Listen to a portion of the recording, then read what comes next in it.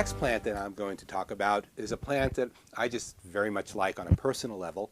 It's native to this region, the northeast of the United States.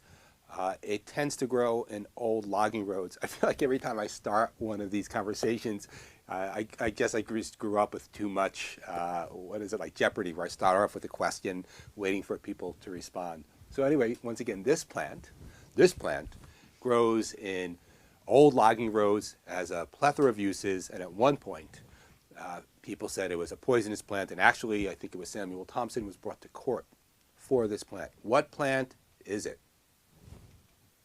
That's right, Lobelia.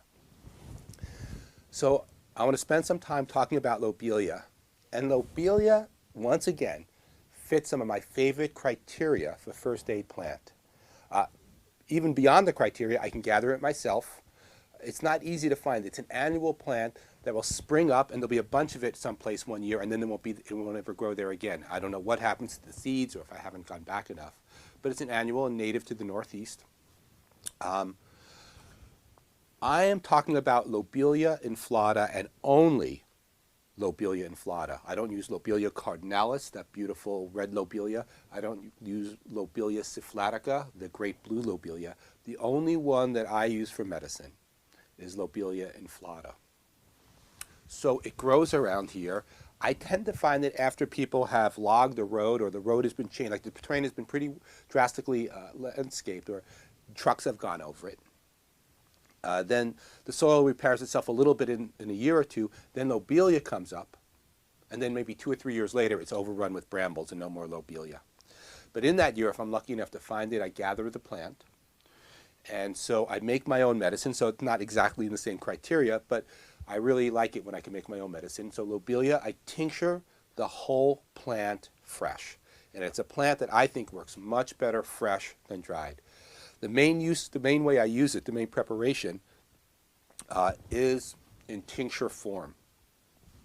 So I gather the plants. If the plants are small, it's an annual. If the plants are small, I use the whole plant, stems, leaves. And when I gather the plant, I gather it when it's in flower and seed. And it's a plant that flowers and seeds at the same time, so that's easy. So if the plant, though, sometimes you'll find a big plant, maybe this big. If the stems are really thick, then I won't use those stems. But any stems that are kind of thinner and get chopped up easy, those are stems that I will use for medicine. So I tincture my own plant, the Lobelia, at a high percentage of alcohol, something like 1 to 4, 1 to 3, maybe 1 to 3, 1 to 4, 95% ethanol, fresh seeds, fresh flowers, fresh leaves, fresh flexible stems. That's my medicine. I don't tend to dry it. I have made oils with all those parts. I've wilted them and made oils, but I haven't experimented with them. The reason I tell you this is I hope that other people experiment with these things too and then use them and tell me. I mean, in the end, we all become peers if we keep practicing and we can share information. I'm hoping that's happening here too. So first criteria that's not really a part of the criteria is using Lobelia, being able to gather and make my own medicine. Next is small amounts go a long way. A big part of first aid is not having to carry gargantuan amounts of tincture. So Lobelia, small amounts go a long way in the way that it's used in a few different ways. And it covers a few different bases well.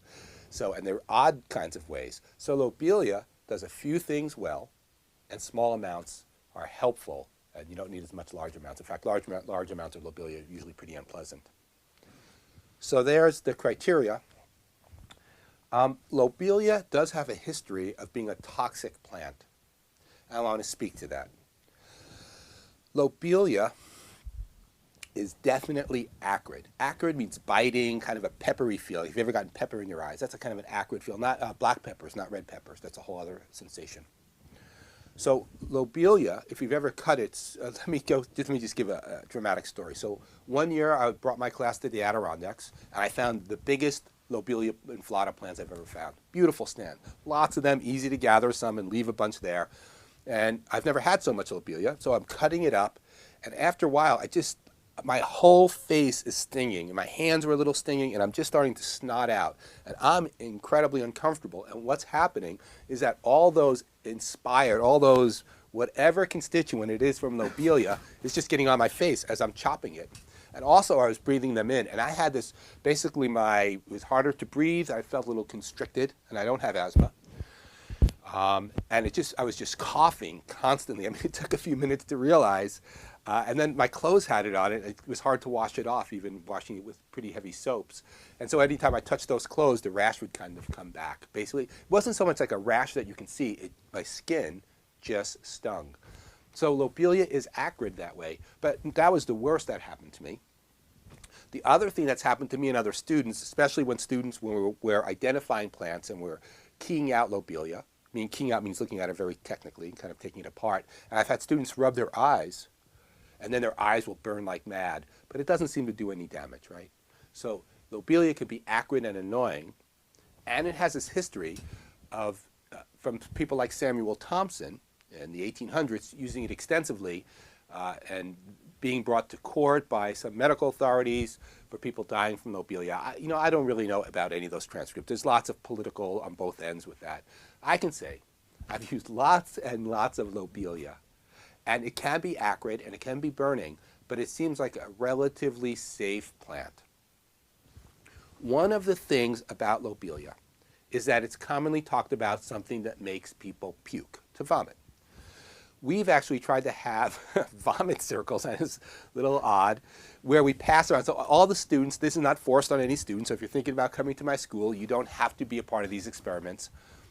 But basically, we passed around lobelia tincture to see if anybody puked. And I mean, I was up to 5 dropperfuls at a time, and my throat hurt. It was definitely acrid, and people dropping out because the acridity, the burning sensation in the back of the throat was very unpleasant, a little bit like a choking feeling or something. But I never saw anybody puke. So of course I tell these stories, and finally I got a story. So I have this former apprentice, Jeff. Hello, Jeff Ricorn.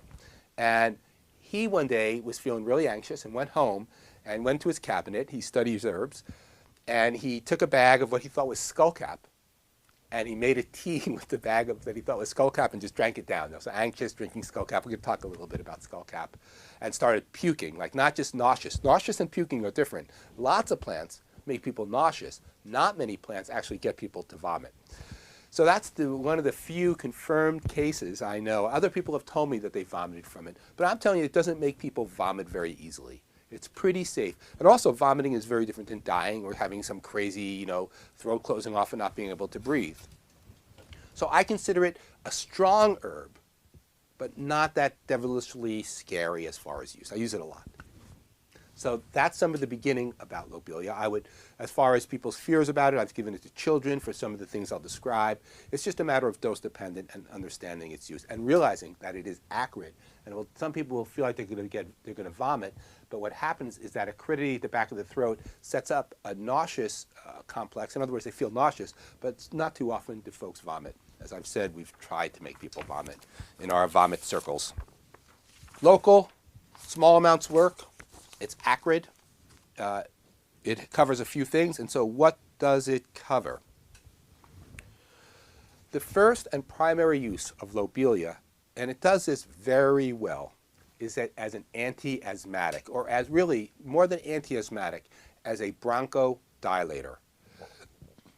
So with people with asthma, one of the big problems with asthma, depending on how bad their asthma is that you have bronchoconstriction. That means the bronchi are normally relaxed and somewhat open, depending on your circumstances, and you're breathing in and you're breathing out. And what happens with asthma is you can have constriction, you can also have inflammation, and you can also have mucus. If you have all three of those things, constriction, inflammation, and mucus, it can be very difficult to breathe. So, but with just constriction, like your first run of asthma, if it's not too bad, often the person will wheeze, which is the sound of air trying to pass through constricted bronchi. And so there's, of course, medicines for that. There's inhalers like albuterol. There's many of them, and they're helpful drugs in their time of need.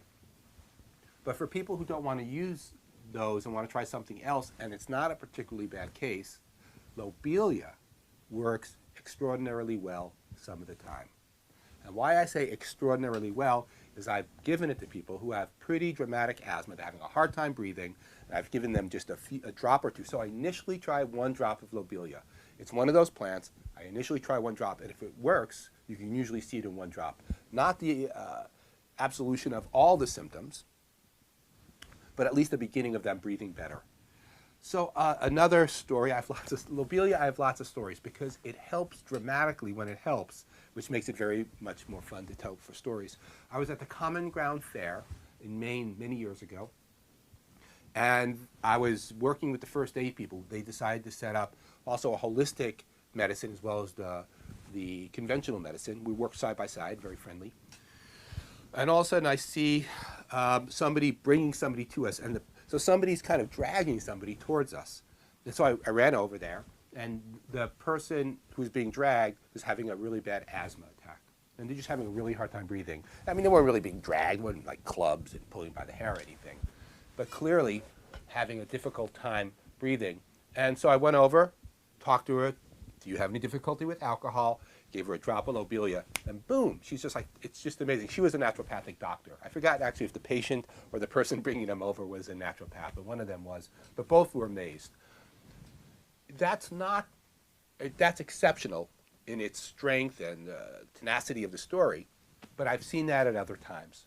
So I am suggesting everybody who's listening to this, get some Lobelia tincture, because asthma is very common. Asthma is on the rise, unfortunately, and very common, and a very common first aid situation. Many people have drugs for it. They have inhalers. If it's worse, they have steroids. There's advantages and disadvantages to all these modern drugs. I mean, they certainly save lives. But some people would choose, and myself as one of them, working with people, is to try herbs first, if it's reasonable at the time, if they can breathe. I don't know if I've ever seen Lobelia make people worse. I've definitely seen it not work. I mean, I've seen some people who just can barely breathe, and I've given them Lobelia, and there's no response at all. And then there's other things. If we get a chance to talk about asthma sometime, we can discuss the circumstances. But, so Lobelia, it's a bronchodilator. I don't know, there's two major ways to bronchodilate. There's reducing the parasympathetic tone or increasing the sympathetic tone, if these things make sense to you. So in other words, a parasympatholytic, can you all say that? Parasympatholytic, John? Parasympatholytic. Or a sympathomimetic, John? Sympathomimetic. So a sympathomimetic mimics the sympathetic nervous system. That dilates or opens up the bronchi, and a parasympatholytic reduces the parasympathetic nervous system innervation. I'm just trying to sound really fancy. Also, it makes sense if you understand these things. And it's easy enough to understand these things. So the parasympathetic nervous system, your rest and digest, is tightening it up. And so I don't know what Lobelia does, but basically it helps dilate, meaning opening it up. So the first and most important thing about Lobelia is as a bronchodilator for asthma. I just really recommend it just for that. So dosage is pretty small. Start with a drop. If a drop works, you could increase it to maybe 5 drops. I don't really know what happens if you give too much. I haven't seen many people vomit from the tincture. I'm going to be cautious. But I've definitely even 5 drops, 10 drops, half drop, or fulls. I've seen it not work, and I've seen that back of the throat itchiness, but I haven't seen much worse than that. Sometimes a sense of nausea. So Lobelia as an anti-asthmatic remedy, as a bronchodilator. And if the person uses an inhaler, they can just try Lobelia first. They shouldn't be throwing their drugs away, right? If you need an inhaler, carry the inhaler. But what it can do is reduce the reliance on the inhalers, or need less of the inhaler, which saves money. And those drugs have their side effects, right? I mean, they're strong, and they have side effects. It's a reasonable balance there if you know what you're doing and you know what you're taking. So the Lobelia can be used in conjunction or previous. You're not going to use the albuterol and then Lobelia. You can use Lobelia, see if you can breathe a little bit, and then use albuterol maybe if you need some more, or whatever inhaler somebody is using.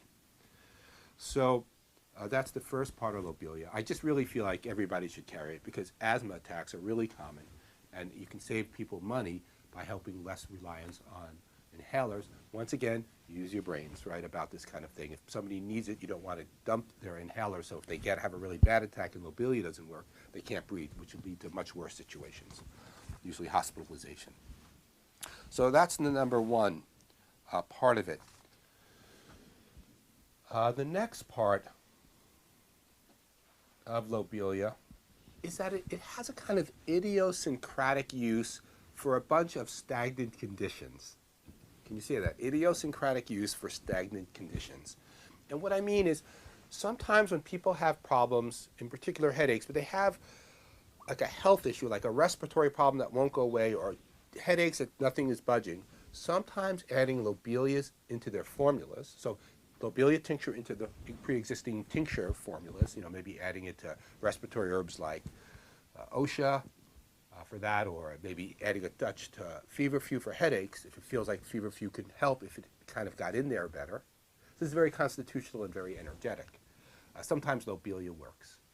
So I would say, like I talked about OSHA, leucosticum, being a deobstruent. Deobstruent means it breaks up obstructions. But I'm saying that lobelia also has this quality of kind of breaking stuff up. So sometimes when you're dealing with very stagnant conditions, so I want to be very specific. My favorite way to use it for this is sometimes people have headaches that are thick and heavy and kind of just they clomped on the old vice headache and nothing else helps. So not migraines.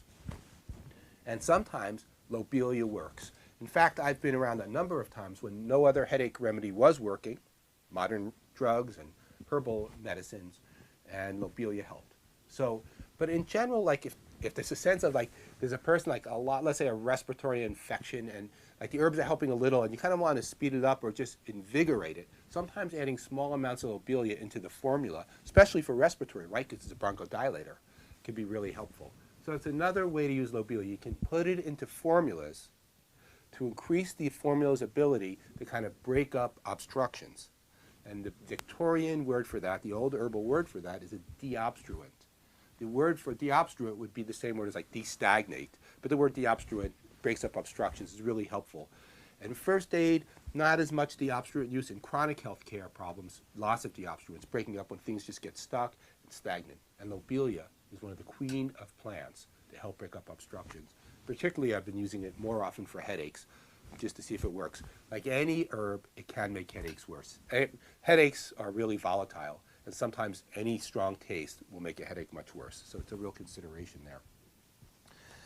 And the last thing about lobelia, so we have it's a bronchodilator, anti-asthmatic bronchodilator for certain kinds of stagnant headaches and other stagnant respiratory problems. Another use of it that's just quirky and useful is that it can just relax people. It's mostly useful in small amounts for people that are just tight. So you're in a situation and you feel like you have no options and no choices, and people just kind of clamp down.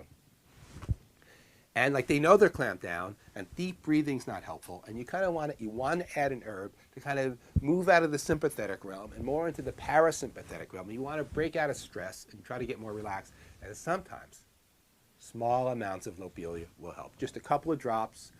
I'm not sure how it works, but clearly lobelia affects the different aspects of the autonomic nervous system, the nervous system that controls smooth muscles, involuntary muscles, sometimes what's called the sympathetic and parasympathetic divisions of the nervous system. So autonomic kind of means automatic here. It's kind of those muscles that your brain and rest of your body regulate. And sometimes lobelia can work in there. We talked about with headaches, with bronchoconstriction. But also, I think it also just works on other neurotransmitters, and is a useful plant in mental health work. In other words, tightness and stress and just trying to relax people. You can use lobelia with other medicines, but often I just use it by itself in this. I often use lobelia by itself because it's strong. I can have I can have a headache remedy or a relaxing remedy, and then I can give lobelia in a cup of water with it, so I can just kind of figure out how much lobelia to use each time. I hope some of this is making sense. What becomes clear probably is I have a strong positive feeling for lobelia. I really like to use it because of all these different circumstances that it can be helpful in. In the realm of mental health, sometimes lobelia is a good anti-trauma herb. I haven't really mentioned, anemone is a plant that I use for anti-trauma. So anemone I use for like panic attacks. So anemone is more specific for panic attacks and that specific. But if people go into a trauma mode, like if they just had a hard time, or if they're in a kind of a post-traumatic stress disorder moment. In other words, they might have that in general, but all of a sudden they're having a flare-up of fear or worry or whatever their PTSD brings up. sometimes lobelia, just like I was talking about for that clamped down, stressy feeling, can be helpful there. So I would say if you see tension and tightness and held inness, lobelia is a reasonable medicine to try with these situations. And that's most of the uses that I use for lobelia. I've thought about making oils with it and using it because it seems like if you could figure out how it's not acrid, it might be really useful to relax muscles. If you were, if it's relaxing to the muscles, if it's relaxing to the bronchi, for instance, I don't know if it would really be skeletal muscle relaxing. But for those of you who like to experiment, I've thought about making lobelia. I've made them, I just haven't used them. Lobelia liniments and lobelia oils. I'm not sure how much it'll come out in an oil base. It'll certainly come out in isopropyl alcohol. That's something you might want to use topically for spasms. So these are things I haven't tried, but I'm mentioning here because I'm hoping other people will try. And then you will get back to me. And so I think that's it. The quick summary on lobelia, very helpful. If you live around it, easy to make medicine from. Just be careful, it's acrid, meaning it'll burn your hands and face and back of your throat. Small amounts go a long way. Drop dosages can be very helpful. The main way I use it as an anti-asthmatic, but also for tightness and tension with people. It can be really helpful there. And certain kinds of stagnant problems, respiratory problems, and really particularly headaches, where just nothing seems to be moving and you want to kind of get things moving. Lobelia could be helpful. So I hope that everybody makes some lobelia medicine and carries it with you because you never know when somebody's going to be around you with an asthma attack. And at least you can start by giving them lobelia and then making decisions what to do if it doesn't work.